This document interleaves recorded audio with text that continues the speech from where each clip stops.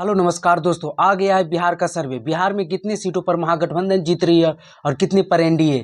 क्या 2019 की तरह एनडीए दोहरा रही है 40 में 39 सीट, या फिर 40 की 40, या फिर तेजस्वी यादव ने कमाल कर दिया है और 2019 दोहराने नहीं देंगे तेजस्वी यादव? तो चलिए जानते हैं शुरू से कि जो सर्वे का रिपोर्ट आया उसके अनुसार एनडीए कितनी सीटों पर जीत रही है और आरजेडी। चलिए शुरू करते हैं। हम पहले आपको बता दें कि साल 2019 के लोकसभा चुनाव में एनडीए की तरफ से बीजेपी, जेडीयू और एलजेपी थी, रामविलास पासवान की पार्टी, अविभाजित एलजेपी, जिसमें पशुपति पारस और चिराग एक तरफ थे, एक साथ थे।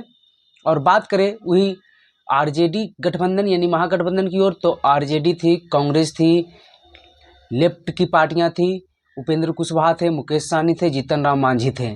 और उस समय महागठबंधन लगभग क्लीन स्वीप कर गई थी। सिर्फ एक सीट किशनगंज कांग्रेस जीती थी, और वो भी एमडी जावेद, जो मोहम्मद जावेद है, उन्होंने अपने लेगेसी को बचाए रखा था और कांग्रेस ने महागठबंधन की इज्जत बचाई थी।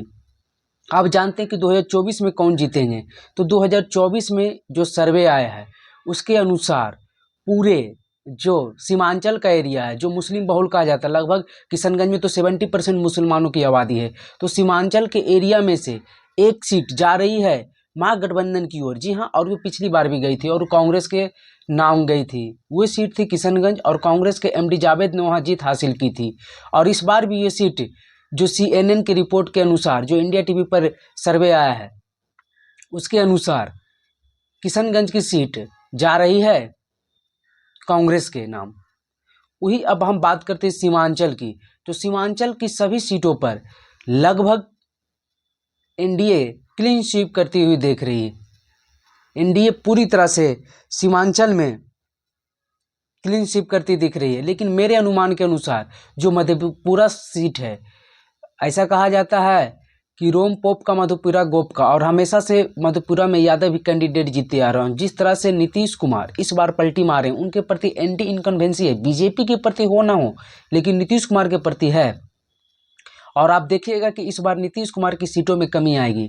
जितने भी सीट पर लड़े, मान लिया जदयू अगर 16 सीट उनके सीटिंग है, उसमें से तो कुछ सीट बीजेपी काटेगी, तो मान लिया 14 या 15 सीट पर वो अगर लड़ते हैं तो उनमें से वो 4-5 सीट जरूर इस बार पराजय होंगे, क्योंकि उनके प्रति एंटी इनकन्वेंसी और बीजेपी के भी जो जमीनी स्तर पे जनता है वो भी नीतीश कुमार से खफा है बार बार पलटी मारने से, और आरजेडी के तो खफा है ही। और तेजस्वी यादव ने जिस प्रकार से रैली निकाली है और खास करके नीतीश कुमार की सीटों को टारगेट कर रहे हैं, क्योंकि नीतीश कुमार कमजोर होते दिख रहे हैं और उनकी सीटों पर ही आरजेडी को फायदा होगा और वहाँ मजबूत करने। बीजेपी की सीटों पर तो फायदा होने वाला नहीं, क्योंकि बीजेपी अपनी सभी सीटें बचा लेगी, ये कन्फर्म रही है।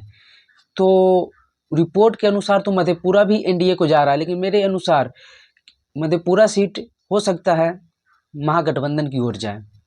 दूसरी, अब तीसरी बात चला आते हैं मिथिलांचल में। मिथिलांचल की सभी सीटें, चाहे वो दरभंगा हो, मधुबनी हो, सहरसा हो, सभी की सभी सीटें एनडीए को जा रही है और एनडीए वहाँ काफ़ी मजबूत दिख रहा है। और खास करके बीजेपी का परफॉर्मेंस वहाँ काफ़ी बेहतरीन दिख रहा है। अब आते हैं उत्तर बिहार से अब दक्षिण बिहार की ओर। दक्षिण बिहार में हम पहले बात करते हैं। दक्षिण बिहार में नवादा सीट, जी हाँ, हॉट सीट, जो पहले गिरिराज सिंह लड़े, यहाँ से सांसद रहे, भोला सिंह रहे हैं, अभी फिलहाल चंदन सिंह हैं, और एलजेपी के ही कैंडिडेट चंदन सिंह है, लेकिन एलजेपी में टूट होने के कारण वो पारस गुट के कैंडिडेट हैं। और जिस प्रकार से एलजेपी में टूट है और नवादा में भूमिहारों का बहुल सीट माना जाता है, लेकिन 4 कैंडिडेट नवादा से लड़ने के लिए तैयार है भूमिहार के। गुंजन सिंह गायक लोकप्रिय हैं, वो हो गए, चंदन सिंह खुद सिटिंग हैं, आनंद सिंह की पत्नी का नाम आ रहा है, कभी कभी तो गिरिराज सिंह के अगर बेगूसराय से कटता है तो नवादा से भी आ सकते हैं, इनका भी नाम आ रहा है। और भी बहुत सारे, डॉक्टर अरुण सिंह जो एलजेपी आर के सदस्य हैं, उनका भी नाम आ रहा है। तो अगर 2-3 भूमिहार लड़ जाते तो हाँ, और नवादा में यादवों की संख्या भी काफ़ी अधिक है, तो हो सकता है इस बार जो विनोद यादव हैं, राजबल्लभ यादव के परिवार से, पिछले बार हमेशा से बीजेपी को टक्कर यहाँ राजबल्लभ यादव के परिवार ही देती आ रही। पिछले बार सेकेंड नंबर पर रनर विभा देवी रही थी, राजबल्लभ यादव की पत्नी, जो भी नवादा से विधायक है। तो विनोद यादव की चांस यहाँ से बन रही है और ये चौंकाने वाली खबर आई है। CNN रिपोर्ट के अनुसार नवादा सीट महागठबंधन को जाती हुई दिख रही है। अगली सीट आती है सिवान।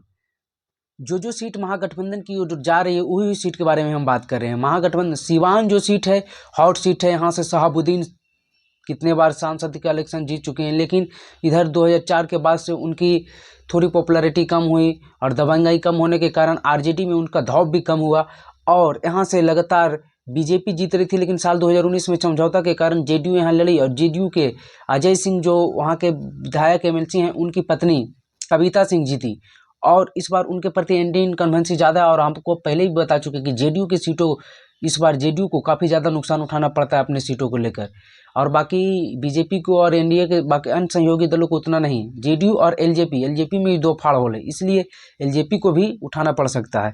तो सिवान सीट इस बार महागठबंधन को जाती हुई दिख रही है और हिना साहब हो सकते हैं यहाँ से कैंडिडेट हो।